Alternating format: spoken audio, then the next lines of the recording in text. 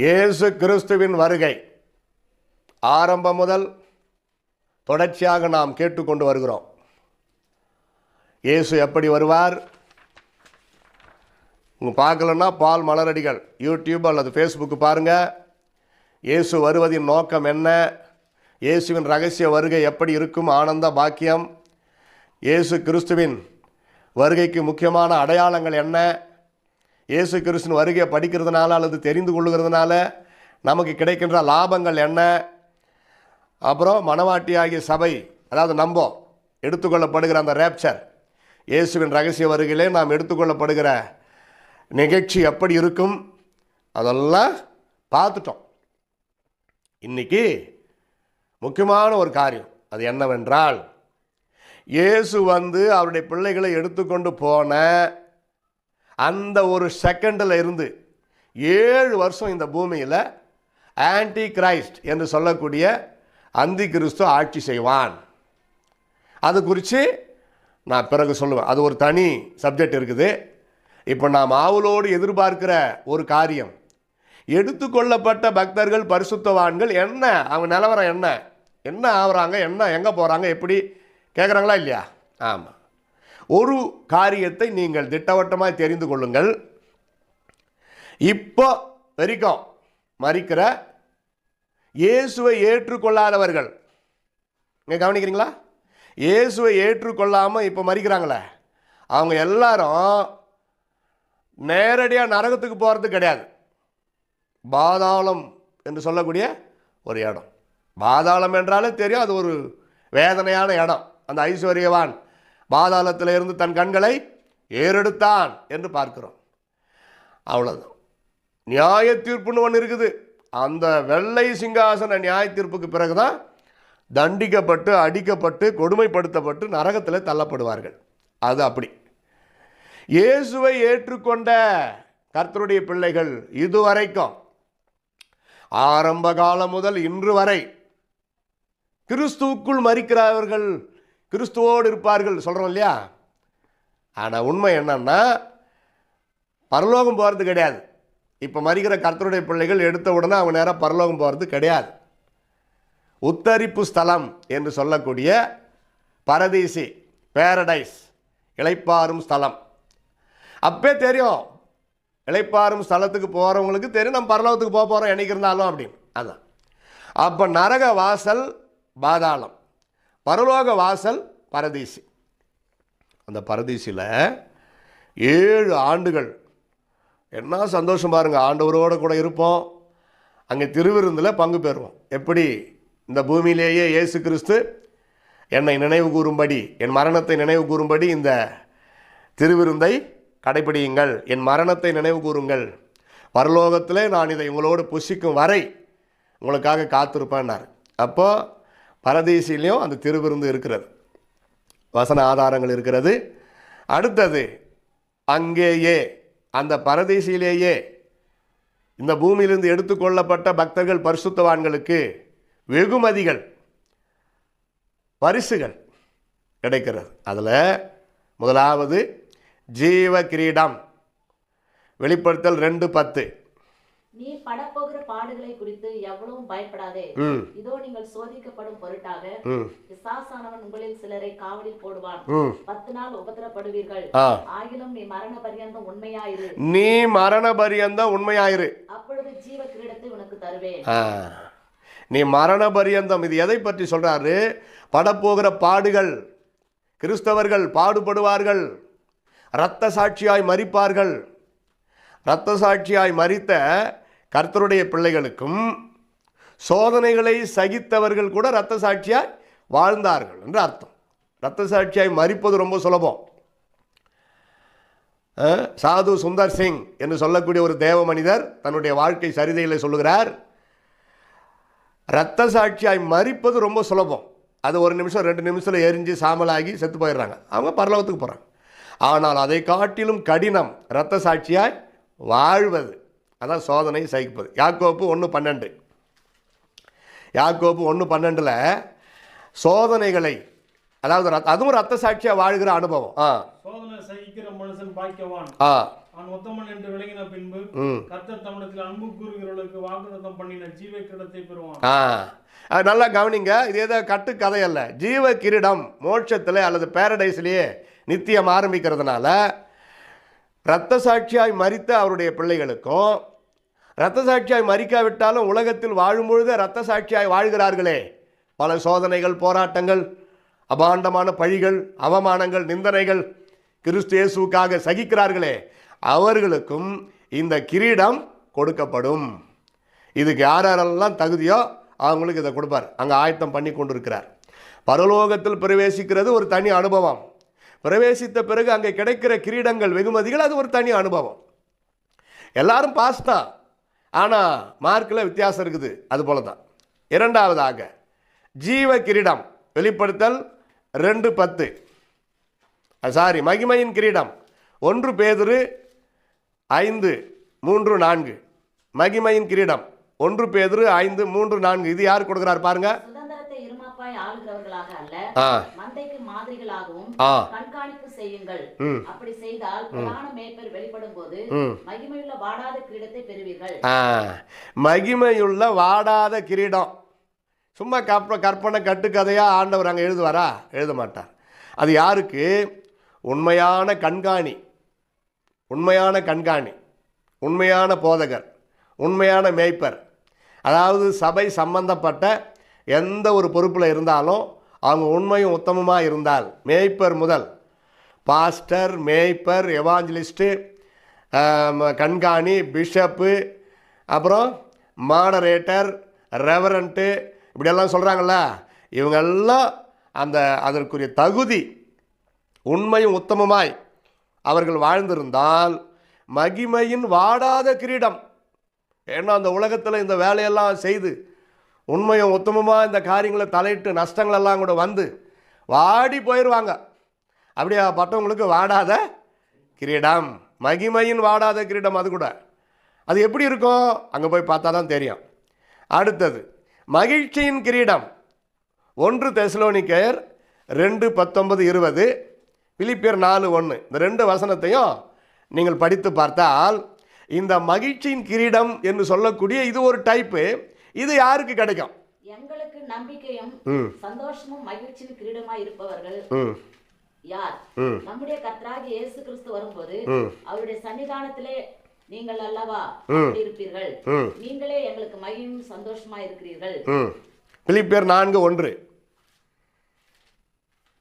ஆதலால் எனக்கு பிரியமும் வாஞ்சையுமான சகோதரரே, எனக்கு சந்தோஷமும் கிரீடமும் ஆனவர்களே, பிரியமானவர்களே, இந்தபடியே கர்த்தருக்குள் நிலைத்திருங்கள்.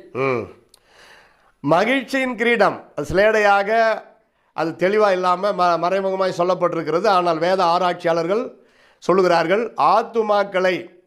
ஆத்துமாக்களை ரட்சிப்பிலே நடத்தும் அல்லது ஆத்துமாக்களை ஆதாயப்படுத்தும் எந்த விசுவாசிக்கும், பாஸ்டர்ஸுங்களுக்கு தான் இது இல்லை, அவங்களுக்கும் உண்டு. விசுவாசி, நான் ஒரு சாதாரண விசுவாசி, நான் சர்ச்சுக்கு போகிற விசுவாசின்னு சொல்கிறவங்க வருஷத்தில் ஒரே ஒரு ஆத்துமாவுக்கு இயேசுவை பற்றி சொல்லி அவங்க சர்ச்சுக்கு கூட்டிக்கிட்டு போகிறாங்கன்னு வச்சுங்களேன். அப்படியே பட்டவங்களுக்கு இந்த மகிழ்ச்சியின் கிரீடத்தை ஆண்டவர் தயாரித்து கொண்டிருக்கிறார். கர்த்தருக்கு ஸ்தோத்திரம். அடுத்தது 2 தீமோத்தேயு 4:8 அங்கே ஒரு கிரீடம் சொல்லப்பட்டிருக்கிறது. ரொம்ப தெளிவாக இருக்குது. இயேசு கிறிஸ்து அந்த பாரடைஸில் அதை யார் கொடுக்குறார்? 2 தீமோத்தேயு 4:8. இது முதல் நீதியின் கிரீடம் எனக்காக வைக்கப்பட்டிருக்கிறது. நீதியுள்ள நியாயாதிபதியாகிய கர்த்தர் நாளிலே அது எனக்கு தந்தருளுவார். எனக்கு மாத்திரமல்ல, அவர் பிரசன்னமாவதை விரும்பும் யாருக்கும் அதை தந்தருளுவார். அவர் பாருங்க, சுயநலவாதியா தனக்கு மட்டும் அவர் சொல்ல, எனக்கு மட்டுமல்ல, அவருடைய பிரசன்னமாகுதலை விரும்பும் யாவருக்கும் அந்த எந்த நீதியின் கிரீடத்தை தருவார். பார்த்தீங்களா? இது வரைக்கும் ஜீவ கிரீடம், மகிமையின் கிரீடம், மகிழ்ச்சியின் கிரீடம், இங்கே நீதியின் கிரீடம். அல்லேலூயா. இது யாருக்கா? அவருடைய பிரசன்னமாகுதலை வாஞ்சிக்கும் யாவருக்கும். கவனிச்சிங்களா? அதே வசனத்தில் கொஞ்சம் முன்னாடி பார்த்தீங்கன்னா, நல்ல போராட்டத்தை போராடினேன்,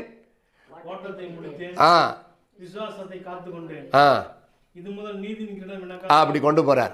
அவரை மாதிரியே நல்ல போராட்டத்தை போராடி, அவரை மாதிரியே ஓட்டத்தை நல்லபடியாக முடித்து, அவரை மாதிரியே விசுவாசத்தை காத்து கொண்டால் அவருக்கு மட்டும் இல்லை, அவரை மாதிரி வாழ்ந்த எல்லாருக்கும் அந்த நீதியின் கிரீடத்தை கொடுப்பார். அது எல்லாருக்குமே வாங்க முடியும். சிறுபிள்ளைத்தனமாக இதெல்லாம் கணக்கு போடணும். என்னன்னா கிரீடம் நமக்கு பரலோகத்தில் கிடைக்கும் அப்படின்னு உட்காந்து யோசிங்களா? அட்லீஸ்ட் ஒரு 4 கிரீடமானா வாங்கிறதுக்கு முயற்சி பண்ணலாமே. நீதியின் கிரீடத்தை அவருடைய பிரசன்னமாகுதலை பார்த்தீங்களா? இதெல்லாம் நம்ம வாழ்க்கை தான். நல்ல போராட்டத்தை போராடினேன், அதாவது வாழ்க்கையில் விழுந்துடக்கூடாது. பாதி ஓட்டத்தை முடித்தேன், அதாவது அவரே எடுக்கணும். பாதியில் தற்கொலை பண்ணிக்கிட்டு சாவறாங்களா, அவங்களுக்கெல்லாம் கிடையாது. அவர் கொடுக்குற ஆத்மா அவரே எடுக்கணும். அது வரைக்கும் என்ன போராட்டம் உபத்திரம் வந்தாலும் காத்திருக்கணும், பொறுமையாக இருக்கணும். அது அப்படியா பட்டவங்களுக்கு தான் அந்த நீதியின் கிரீடம் கிடைக்கும். கடைசியாக இன்னொரு கிரீடம் இருக்கிறது. 1 கொரிந்தியர் 9:25-27 வரைக்கும். இது ரொம்ப முக்கியமான ஒரு காரியம். இந்த கிரீடம் நிறைய பேருக்கு கிடைக்காது. ஆனால் இது நம்ம வாங்கிறதுக்கு முயற்சி பண்ணணும். பரிசுத்த ஆவியானவர் அதற்கு உதவி செய்வாராக. 1 கொரிந்தியர் 9:25-27. பந்தயத்திற்கு போராடுகிற யாவரும் எல்லாவற்றிலும் நிச்சயடக்கமாய் இருப்பார்கள். அவர்கள் அழிவுள்ள கிரீடத்தை பெறும்படிக்கு இப்படி செய்கிறார்கள். நாமும் அழிவில்லாத கிரீடத்தை பெறும்படிக்கு அப்படி செய்கிறோம். ஆதலால் நான் நிச்சயம் இல்லாதவனாக ஓடேன், ஆகாயத்தை அடிக்கிறவனாக சிரமம் பண்ணேன். மற்றவர்களுக்கு பிரசங்கம் பண்ணுகிற நான் தானே போகாதபடிக்கு என் சரீரத்தை ஒடுக்கி கீழ்ப்படுத்துகிறேன். நல்லா கவனிங்க, சுருக்கமாக முடிச்சிடலாம். இது பெரிய பிரசங்கம். இதை விலைக்கு பேசணும்னு ஆரம்பித்தா சாயங்காலம் விடியற்காலமாகி 8வது நாள் கூட ஆகிடும். மாம்ச இச்சைகளை மேற்கொண்டு வெற்றியுள்ள ஒரு நல்ல கிறிஸ்தவ வாழ்க்கை வாழ்கிற யாவருக்கும் இந்த அழிவில்லாத கிரீடம். பார்த்தீங்களா? அதில் அழிவில்லாத கிரீடம் வருத வாசனம். உலக பிரகாரமான ஓட்டப்பந்தயத்தை ஓடி ஜெயிக்கிறவங்களுக்கு அழிவுள்ள கிரீடம் அது போயிடும். கொஞ்ச நாளைக்கு அங்கே பார்க்குறீங்களா, இங்கே இருக்கும் பாருங்க ஒரு சிலது, அதெல்லாம் போயிடும், துருப்பிடிச்சிடும். ஆனால் ஆண்டவர் கொடுக்குற அழிவில்லாத கிரீடம், அதான் மாம்ச இச்சைகளை மேற்கொள்ளணும். நம்ம உடம்புல மாம்சம் இருக்குது. அதை ஆண்டவர் நம்ம கொடுத்த உணர்வுகளுக்காக நம்ம கர்த்தரை துதிக்கணும். அதுக்காக நம்ம கர்த்தரை துதிக்கணும், ஜெபிக்கணும், அதை நல்ல முறையில் பயன்படுத்தணும். மாம்சிகம்னா என்ன அர்த்தம்? Normal flush activation. வரம்பு மீறி அது அதிகமான அது மிருகத்தனமாய் மாறிடும். உணர்வுகள், நல்ல உணர்வுகள் இருக்கிறது. அந்த நல்ல உணர்வுகளில் தான் நம்ம நல்லபடியாக பயன்படுத்தணும். உடம்புல பலன் இருக்குதா, நல்லா ஜெபம் பண்ணு. உடம்புல சக்தி இருக்குதா, உபாசம் போடு. நடக்கிறதுக்கு பலன் இருக்குதா, நடந்து போய் சுவிசேஷத்தை அறிவி. மலை மேலே அப்படி ஏறி இறங்கு, எல்லாம் உடம்பு செட்டில் ஆகிடும். அதுக்கு பதிலாக இச்சைகள், கண்களின் இச்சைகள், மாம்சீக இச்சைகள், அதனால் தோன்றுவது தான் விபச்சாரம், வேசித்தனம், தவறான காரியங்கள், இச்சாரோக ஆவி, அசுத்தங்கள். இதுக்கு இடம் கொடுத்ததே கிடையாதான் பவுல் அப்போஸ்தலன். அதனால தான் அவர் சொல்கிறாரு, மற்றவர்களுக்கு நான் பிரசங்கம் பண்ணுறேன், ஏய் நீ யாருன்னே எனக்கு தெரியாதரா அப்படின்னு ஆண்டவர் என்னை ஒரு நாளைக்கு சொல்லாதபடிக்கு, நீ என்ன பிரசங்கம் பண்ணால் எனக்கு நான் உன் வாழ்க்கையில் லாய்க்கு இல்லையே அப்படின்னு சொல்லாதபடி, என்ன நரகத்தில் தூக்கி போடாதபடி என் சரீரத்தை ஒடுக்கி கீழ்ப்படுத்துகிறேன். அதுக்கு தான் உபவாசம் இருக்கிறது. உபவாசம் இருக்கும் பொழுது மாம்சீகம் அழிகிறது, சரீர உணர்வுகள் குறைகிறது, ஆன்மீக உணர்வுகள் அதிகரிக்கிறது. அப்போது அழிந்து போகிற மாம்ச இச்சைகளை மேற்கொண்டு அதை கர்த்தரின் பலத்தால் யார் ஜெயிக்கிறார்களோ அவர்களுக்கு அழிவில்லாத கிரீடம். கர்த்தருக்கு ஸ்தோத்திரம். இதெல்லாம் அவர் நம்மளுக்கு தரணுன்னு நான் தலையெழுத்தா நிர்பந்தமாக ஒன்றும் கிடையாது. நம்ம மேலே வச்சிருக்கிற ஒரு அன்பு. இப்போ பரலோகம் சேர்ந்துடுறோம். இப்போ இது ஒன்றுமே இல்லாத கூட பரலோகத்தில் இருப்பாங்க. இந்த இந்த இந்த கிரீடங்கள் ஒன்றுமே இல்லாமல் கூட பரலோகத்தில் போய் சேர முடியும். எப்படி? ரட்சிக்கப்பட்டிருக்கிறீர்களா? ஆம், ஓகே, பரலோகம். அவங்க வாழ்க்கை பரிசுத்தமாக இருந்ததா கடைசி வரைக்கும், அவ்வளோதான். இந்த கிரீடங்களை பெறுவதற்கு பிரயாசப்படணும்.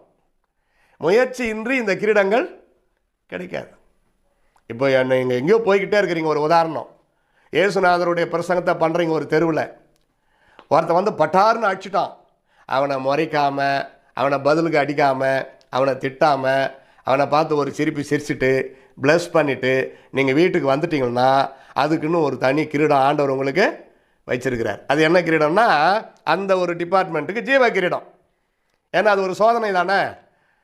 அதுக்கு ஜீவ கிரீடம். இது மாதிரி ஒன்று நீங்கள் டிபார்ட்மெண்ட் வாரியாக பிரித்து நம்ம எப்படி இருக்கிறோன்னு பார்த்தா கோடிக்கணக்கான ரூபா கொடுத்து இந்த தப்பு செய்யணுன்னா கூட காலில் வச்சுட்டு இதை தூக்கி விசிறி போட்டு இந்த கிரீடம் தான் எனக்கு முக்கியம், பரலோகம் தான் எனக்கு முக்கியம், இதெல்லாம் பிசாசினுடைய நய வஞ்சகம் அப்படின்னு சொல்லிட்டு நம்ம பரலோகத்தை நோக்கி செல்வோம். ஜெபிப்போமாக. அருமையான எங்கள் பரலோக பிதாவே, நீர் கொடுத்த வார்த்தைகளுக்காய் ஸ்தோத்திரம்.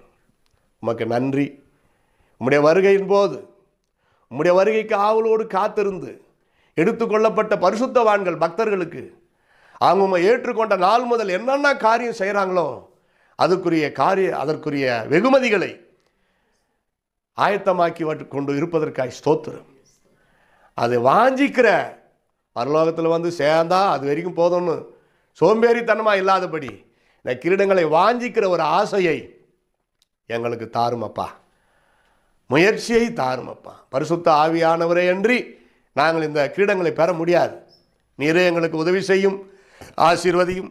அழிந்து போகிற மாம்சீக கிரியைகளை கர்த்தரின் பலனால் மேற்கொண்டு சாதாரண ஒரு சின்ன காரியத்தில் ஜெயிச்சாவே ஒரு அழகான அருமையான கிரீடத்தை நீர் எங்களுக்கு அந்தந்த காரியத்திற்கு ஏற்படுத்தி வைத்து இருக்கிறீர். ஆச்சரியமான ஒரு காரியம். உம்முடைய அன்பை எப்படி நாங்கள் போற்றுவோம், பாராட்டுவோம். இவைகளை பெற்றுக்கொள்ளும்படியான தகுதியை நீரே எங்களுக்கு தார். இந்த வார்த்தைகளை கேட்ட அன்பு பிள்ளைகளை ஆசீர்வதி. அநேகருக்கு பிரயோஜனமாய் இந்த செய்தியை மாற்றுவீராக. இயேசுவின் நாமத்தில் ஜெபிக்கிறோம் பிதாவே. ஆமென். ஆமென்.